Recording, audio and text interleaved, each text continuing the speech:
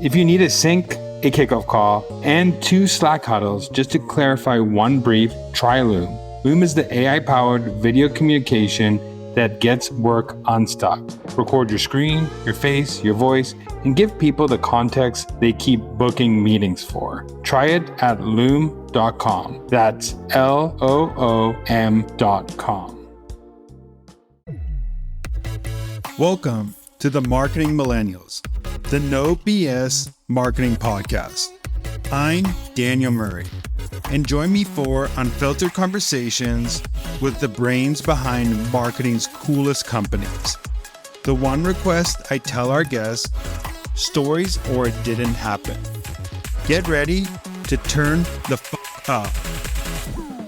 We are back with another episode of the Marketing Millennials podcast. I'm here with Kelly Joe, the head of Lifecycle Marketing Ops at Atlassian. And we're going to talk about, if you don't know, I used to be a marketing ops. One of my favorite subjects, marketing ops. But I want to ask Kelly Joe, how did you get into marketing ops, and why would you decide to get into marketing ops? Because does anyone really decide to get into marketing ops? Nobody decides to get into marketing ops. But no, it's usually some sort of weird accident, right? I was working at a startup that did social media marketing, campaigns for B2C, basically for music labels, movie studios, gamifying things, and we got acquired by Marketo. And so I went from this B2C world of doing all these social media marketing events and things like that. And I ended up in consulting at Marketo in this 99% B2B world, and just got dropped right in the deep end. And that is how I ended up in marketing operations, totally by accident. Yeah, it's always by accident. I didn't even know what marketing ops was. And I was like, I want to get into marketing. And I thought I was a Pardot consultant, and I was my first job. And I was like, what's Pardot? What does running a marketing ops system look like? And then I did it for 8 years, and it was a fun journey. But let's just get into what is marketing ops first. I feel like we need to lay down, what is the marketing ops job? What does it look like now? And why does a team need a marketing ops squad on a marketing team?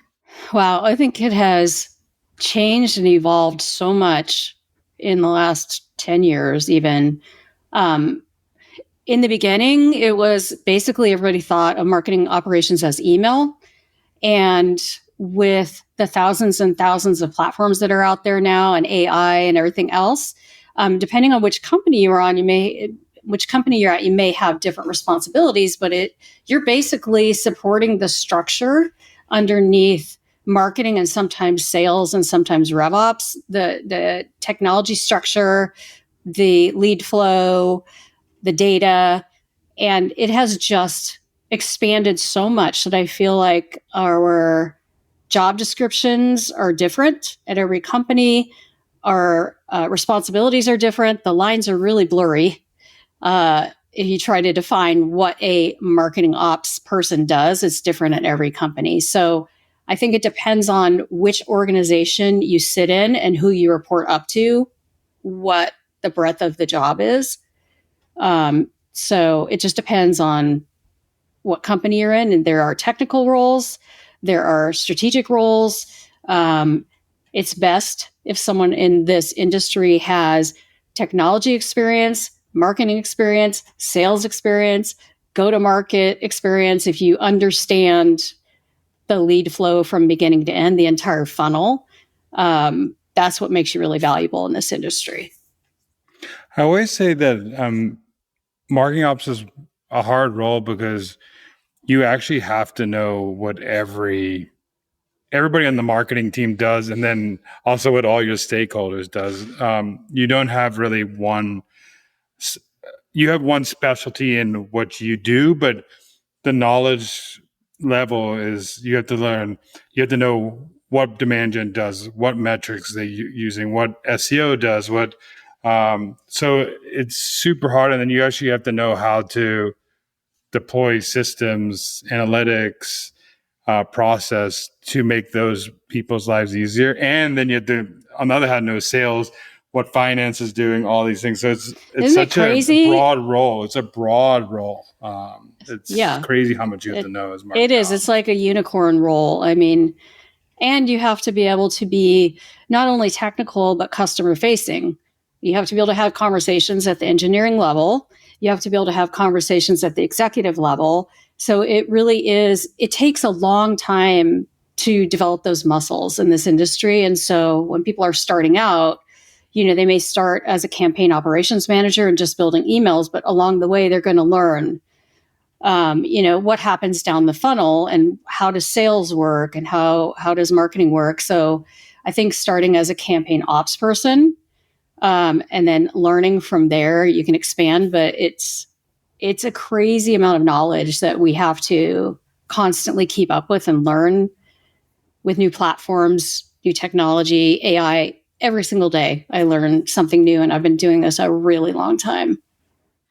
I wanted to go because you have a really good analogy of like how to work with marketing ops, what it should look like to work with marketing ops, and how people should see marketing ops in an organization. So could you go over what if a marketing leader or a sales leader or a product leader wants to come work with marketing ops? What does marketing ops? What does it look like to work with marketing ops? I want to just tell people who have never been in marketing ops before. I know you think that you're ordering fast food. You think you're going through the drive-through and you're going to get your meal in 5 minutes. And then you get upset when it doesn't come in 5 minutes. And if you customize that order, it's definitely not coming in 5 minutes.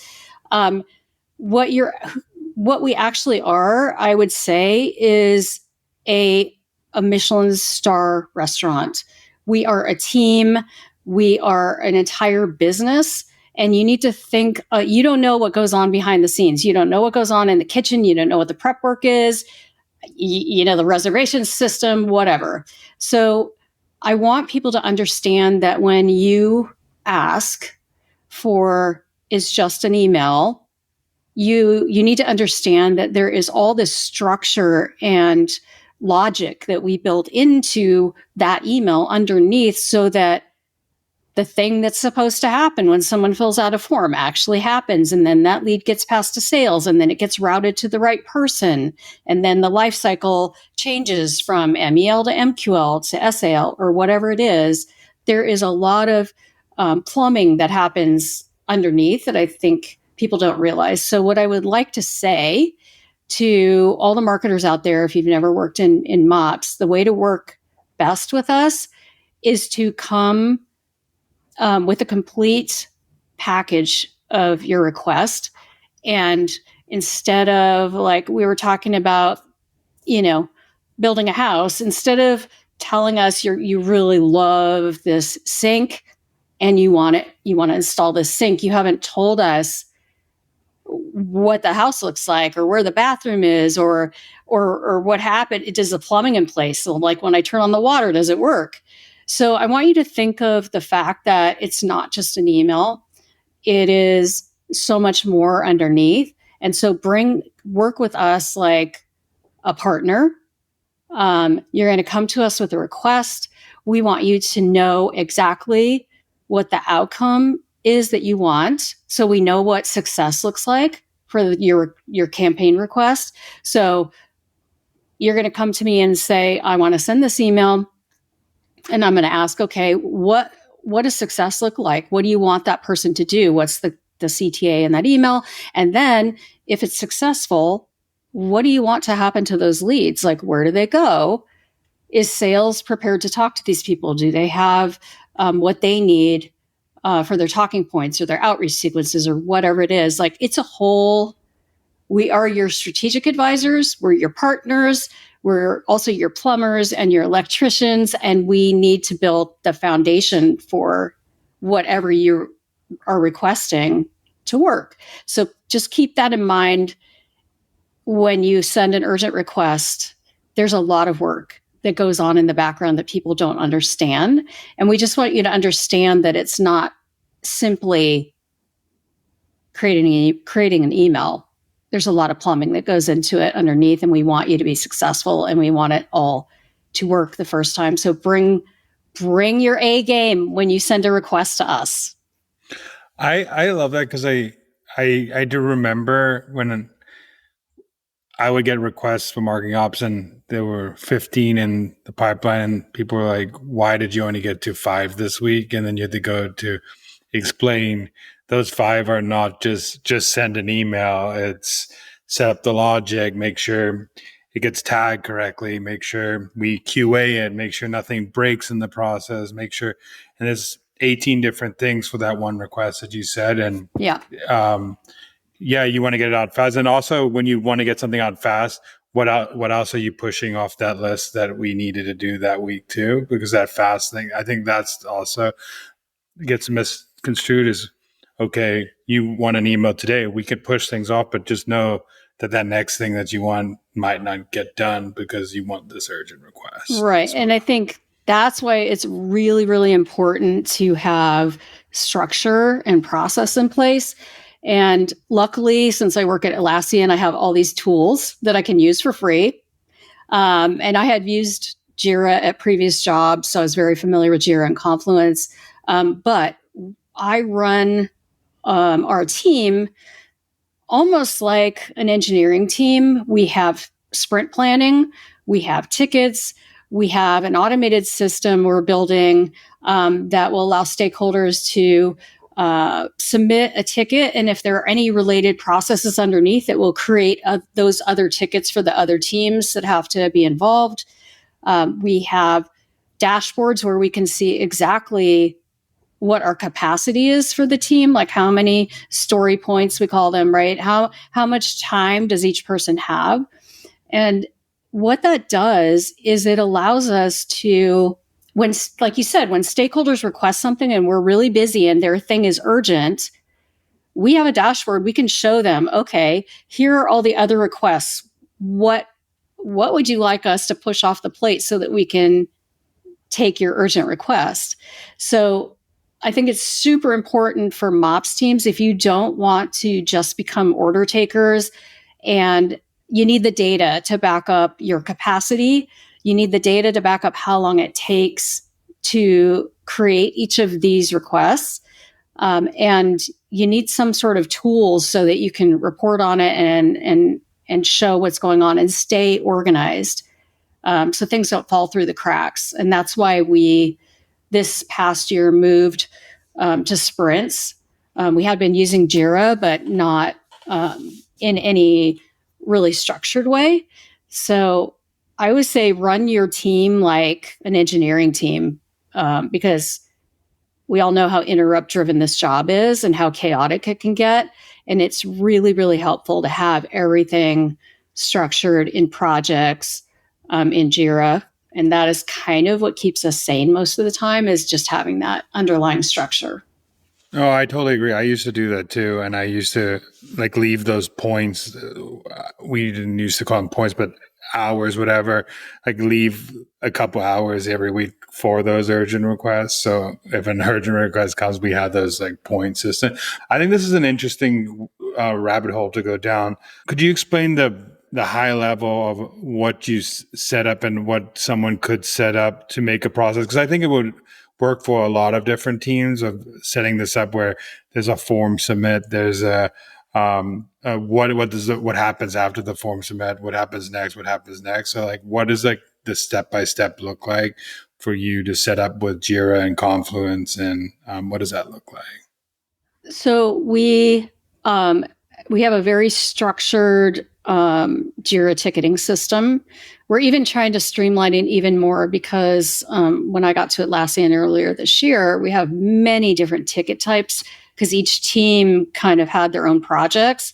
And so they would come in and like the fields weren't the same, or some didn't have the sprint field visible or the story point field visible. So what we're trying to do is align everything so that when somebody submits a ticket, we also have like a Confluence page where you pick the kind of ticket you want to submit. You click a button, it opens the submission form, And I think it's really, really important to have these fields that are mandatory. Like you can't submit a ticket until you have the link to the Salesforce campaign that these people are going to go to. You can't submit a ticket if you don't have the link to the asset that you want downloaded. You can't submit a ticket unless you have all your UTM parameters lined up, etc. So we have created this form that creates tickets. And I think the key is to not allow people to submit a request if they don't have all of the information that you need to build whatever it is they want. I think that what you just said saves so much time up front, because the problem with a lot of teams are these lazy requests you get. And then you have to, as the marketing ops team or the rev ops team, go back and say, I need UTMs. I need to know where it's going. I need this. I need that. And then it looks like you're being the bad person and delaying the process and not doing the work. But it really, if you set up a process where they have to do it, that means they have to do some of the lead work up front and actually understand this is a big deal. Because if it's actually a priority, you would know, you would have these things set up. If it was actually something you wanted to do, you would fill out the fields, follow the process. Yeah, go ahead. I was just going to say, it saves a lot of time. You're right. We waste a lot of time with the back and forth if we don't have everything we need. So it's really important to structure your ticketing system to have all the fields that you need for all the data that's required in the right format and all that stuff. So it's really important to structure that up front and train people. Like get your stakeholders used to doing that and push back. It's hard to say no. I know MOPS people are a bunch of people pleasers usually, and it's really hard to say no and send something back. But the more you do that, the more you are getting people used to the process and they'll start following it. Yeah. So it looks like there's a page. It has a bunch of different links where it could be like, I need an automation for this, or I need something for this. I'm just saying high level. Then they go and each link has different form fields, because for an email, you need these things, for this. So after someone submits a form, what does that look like in the back end? How do you set that up? So is there like approval parts or a ticket before it goes to a person, or does it auto go to a person, or how does it do it? Yeah. We have, right now we're structured where different types of tickets, some are auto assigned to people depending on what their specialty is. And some are not auto assigned. And we have a triage team that's like a round robin every week. So we have 2 people on triage every week, and their job, besides their day job of all their other responsibilities, their job is to make sure all the unassigned tickets are assigned to the right people.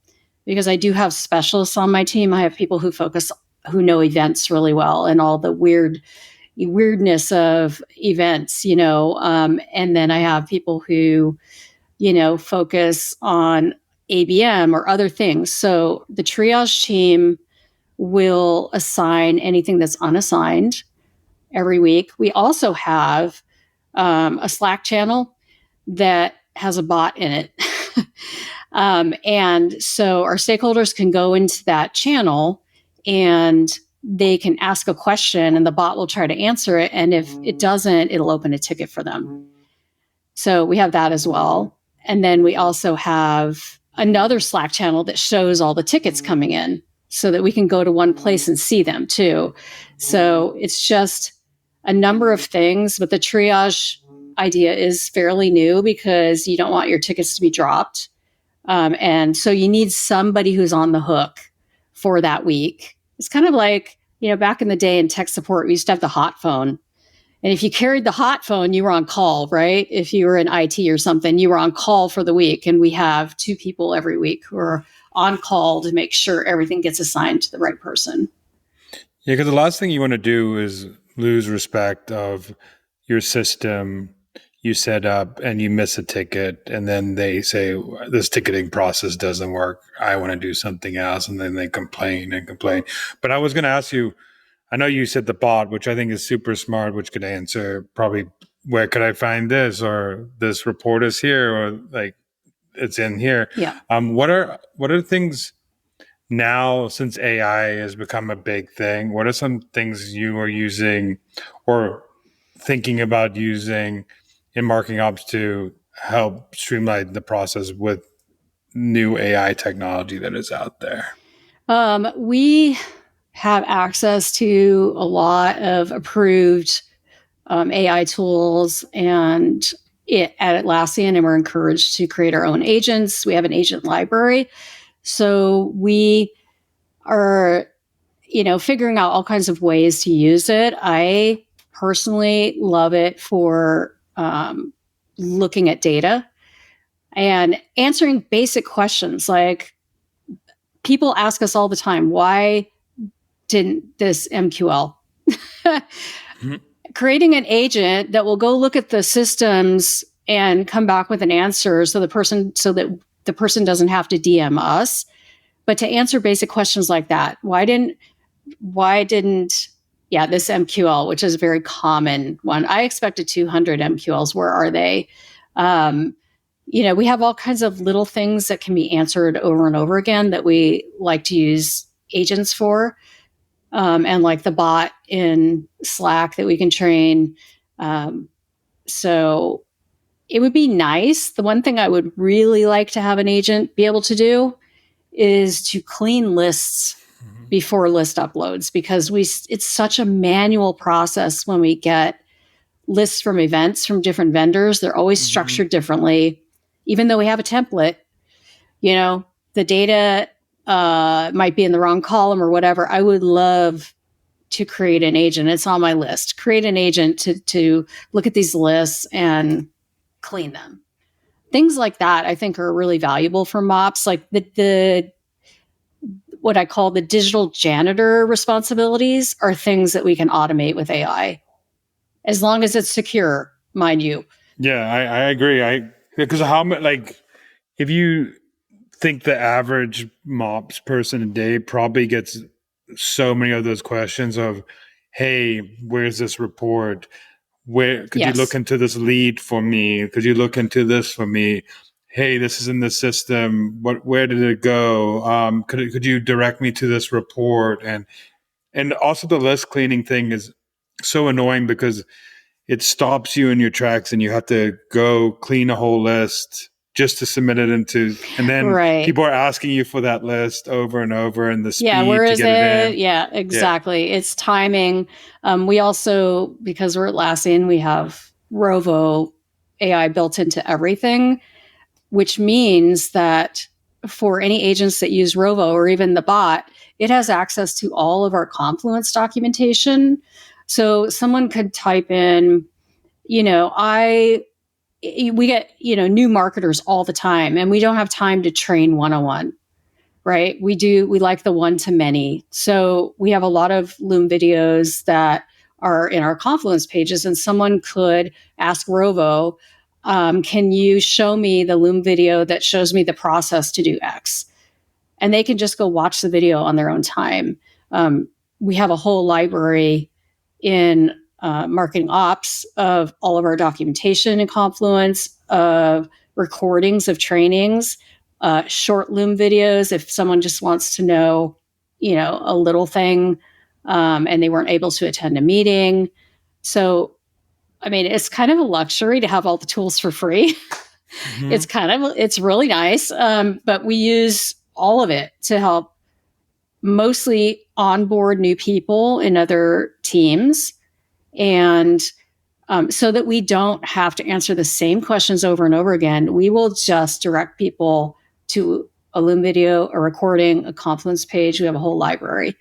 So, because we don't have time to do one-on-one. Could you explain for people who don't know, like the Atlassian stack of what are each tool used for in your role? Like if I was a marketing ops and I wanted Confluence, Loom, Jira, what would I use each one for, and why would I need each one of those tools together? So as a marketing ops person, We use Confluence as like our wiki. It's the repository for all of our documentation, for all of our projects. We start Confluence pages for everything and share them across the company, or share them just within the team privately. So that is how we document everything. And then Rovo is the AI agent that you can search all of the it searches Jira, Confluence, everything, all the tools. So Rovo is in there to help us find things. We use Jira, like I said, that is our ticketing system. And it's customizable, which I really like. I used to be a Jira admin at another company, so I've been a Jira fan for a long time, but it's customizable to fit how you work, like what fields you want to show, what your workflow is. Like you could put in approvals from different teams and things like that. That's why I really like it. It's so flexible, so that we can change how it works ourselves. So we use that. We use Loom a lot because, like I said, we have hundreds of stakeholders. We can't do one-on-ones with people. We need them to self-serve. And the best way to do that is for us to create Loom videos to show them how to do something. So you have process documentation. If you're not somebody who learns that way, we have Loom videos. I'm a document person, but people like videos. So we use Loom, and we have recordings of our calls. And we use all kinds of features in Jira for planning, for plans in there. There's just, everything is all tied together, which makes it great. And it's all searchable with Rovo. So I can search for anything in any of our tools and find it with Rovo. Otherwise, you'd be sifting through, we're a big company. Like, I don't know how many people, 12,000 or something globally, or more than that. And so it would be really hard to find things if you didn't have a really smart search engine. Campaign planning in multiple docs, approvals buried in someone's inbox. You don't have to be in marketing ops to feel this pain. Wrangle this chaos with Loom, the AI-powered video messaging that gets teams aligned without another quick sync. Use it to walk through a brief or share feedback using your screen, your voice, and your annotation.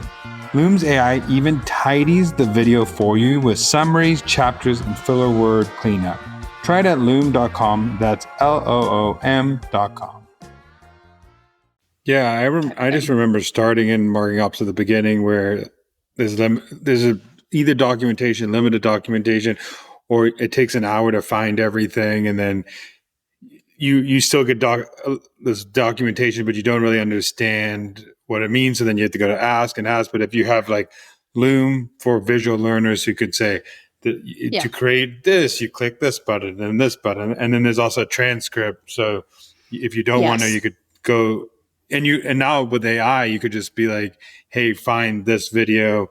And could you diagnose the steps for me to be able to do this? And it can give you step by step, which what I thought for me was the hardest part. One of the most annoying parts of marketing ops is creating all this documentation. But now with tools like this, it is. We all do it though. It's really, in the end, I've worked in IT before, and I think I learned, and tech support, and I learned a lot from working in an IT organization of how well everything is documented. They keep change logs, they have stand-ups. Everything is really buttoned up if you're in IT. And so I tend to bring that skill set when I manage MOPS teams, because we need structure or it's chaos all the time, right? With all the requests coming in and all the stakeholders we serve, you've got to have structure, and you have to almost think like an IT person to keep everything in line, or people just get burnt out. Yeah, I think like any size, like where you need this foundation. And I think I've been burned by not having the foundation of like setting up documentation early, setting up ticketing systems early, because then in any job, you teach people how to treat you. So if you teach them early how to treat you as a MOPS team, it saves you so much time. This is what I tell people who work for me, any teams I've ever managed. I said, I will be the bad cop if you want, but I want you all to learn how to say no in the most respectful way and tell someone why you're saying no. Don't just do something because someone asked. Ask why. This is what I'm trying to teach people is to ask why. When you get a request, if you think there's a better way to do something, ask why and tell them, I think I have a better way to do this. I think this would work better. But don't just, because if you just take orders, you become an order taker. You're seen as an order taker, and people will treat you like they're in the drive-through line at a fast food restaurant. If you serve them a 5-course Michelin star meal, they're going to understand how to work with you better. They're going to come back and really respect what you do. And I know a lot of MOPS people really feel like the job isn't respected because people don't understand it. And I totally get that. And that's one thing I try to do at every company I've ever been at, is to make sure that the role is respected and that people understand really how much we know, how hard it is, and understand what goes on behind the scenes. I do like that analogy because you have to stand up and show that you are the expert in this, not that you are just someone who anything that goes. Because when you fight back and say no, or there's a better way, or this doesn't work with our system, it proves that you are the expert in this field, Right. and people will trust you more. You don't want to be that one person that people always DM behind the back doors to say, could you please set up this email for me? Or because you become that person, and then you could complain as much as you want, but I've had the marketing ops that you said earlier, the people pleaser in you. That's how you get burnt out. That's how you stop liking what you do, is because you become this order taker and say no, or don't have a ticketing system to show, hey, these are my ticket. This is all my tickets for the week. This is priority. Do you want to kick this off, or do you not want to do this? Do you not want to do that? So I think what you just said is crucial for any marketing ops person to, if you're starting in this role or a leader in this role, to have that ability to do that. Absolutely. Yeah. I want to also ask you, what should the modern day setup of MOPS look like? Because it's changed so much and over the years. So could you explain what it looked like, and so people know, and what it's transitioned to now over the last few years? It is definitely not a one size fits all, and it depends on your go-to-market, the size of your company, and B2C tools can be very different than what works for B2B. So it's really different. There is no one setup that works the same for every company. I think a lot of times that we don't have control over the organization we sit in, which is difficult.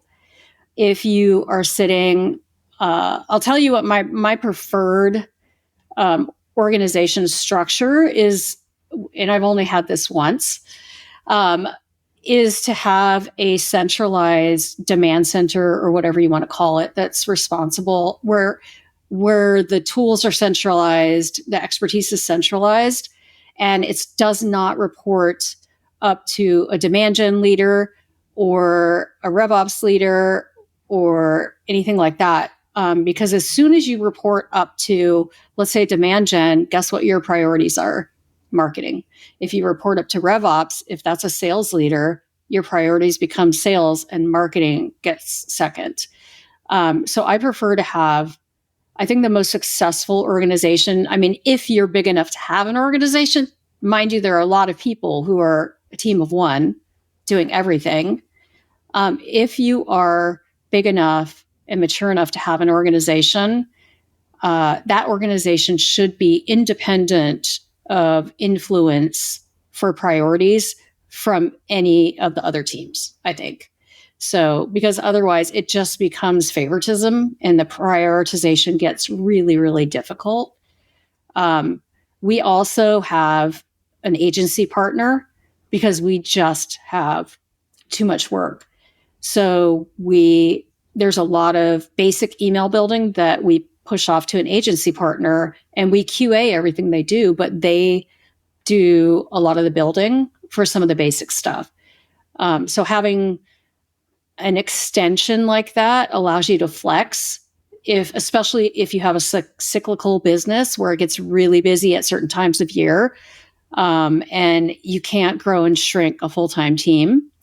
So I would say, I think because of all of the stakeholders and tools and everything we support, it's going to work better if it's an independent organization where the brain trust is centralized, the tools are centralized, and you can actually be the hub in this hub and spoke model and serve everyone equally and prioritize things by what affects revenue instead of what affects somebody's mood, depending on who you report to. So, my priorities should always be what is going to affect revenue the most and go from there. And that's, but that won't happen if you're sitting in an organization where you're beholden to one organization.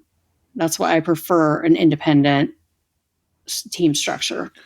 No, I've reported into both. I've reported into marketing and I've reported to rev ops, and I was my own rev ops person. And it's so much better where you can be separated and the bias level is not high, and you could,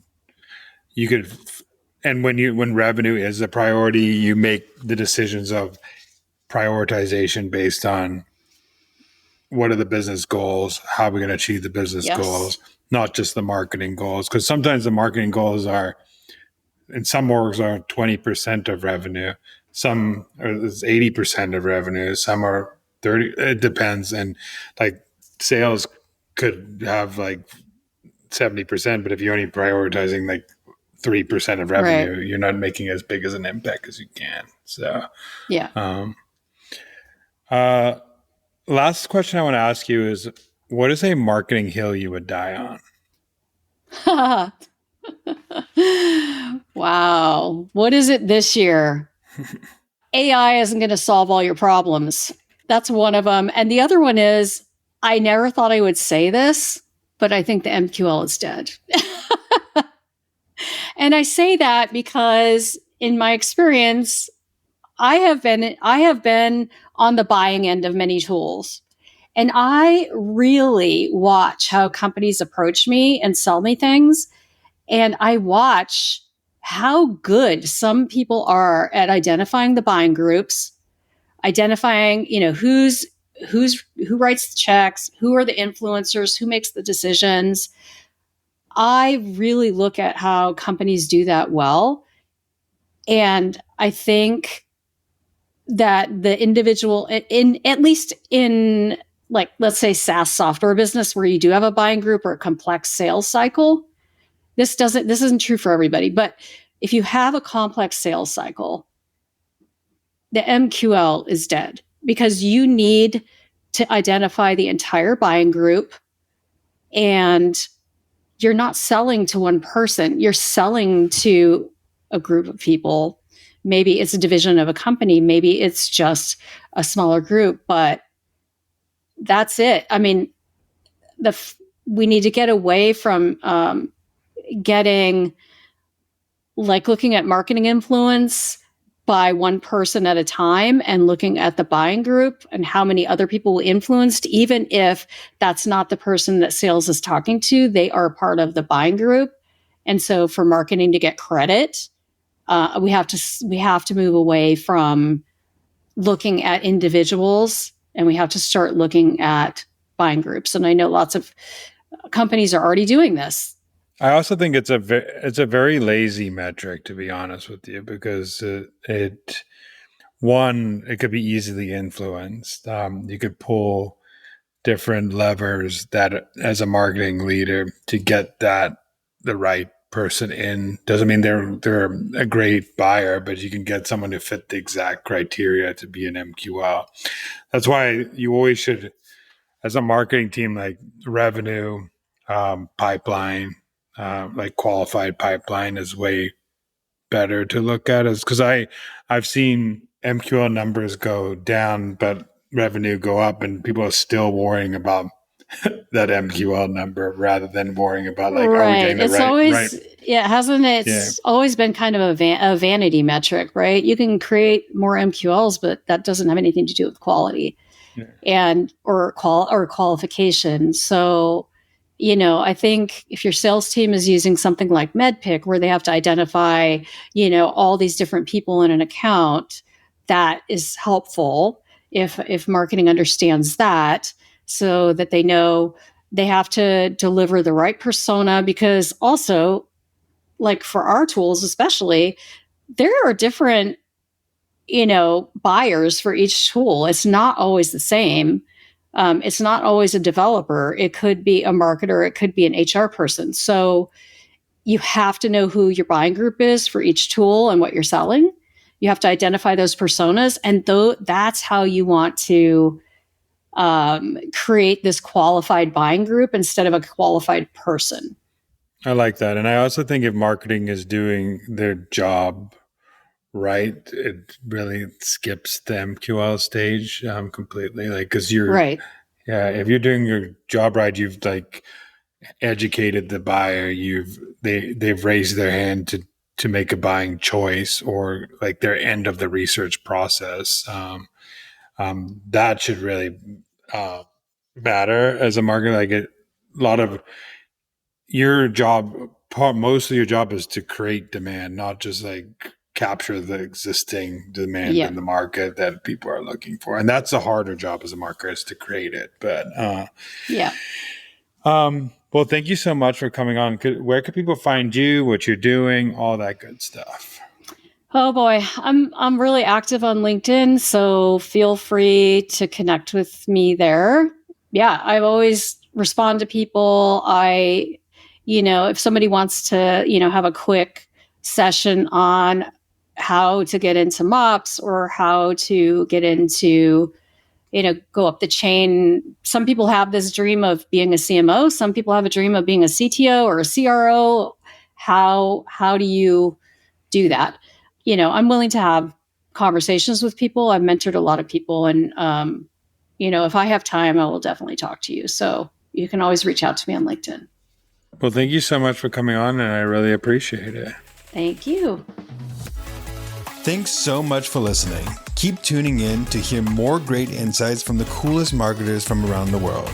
If you haven't already, make sure to subscribe and follow the Marketing Millennials podcast on Apple Podcasts, Spotify, YouTube, or wherever you get your podcasts. And if you like what you hear, I would greatly appreciate you giving us a 5-star rating. It helps bring more marketers into our community.